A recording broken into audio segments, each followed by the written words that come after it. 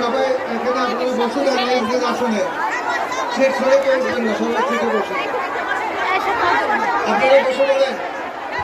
সংগ্রামের সাথে আমাদের প্রিয় নেতা যার অপেক্ষায় আমরা রাত থেকে এখানে অপেক্ষা করছি, আপনারা দীর্ঘ সময় ধরে ইনশাল্লাহ আপনাদের সামনে আমাদের নেতা এসে পৌঁছেছেন।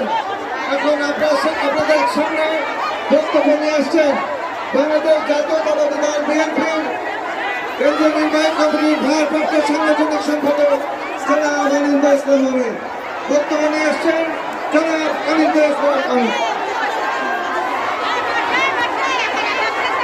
বিসমিল্লাহির রহমানির রহিম।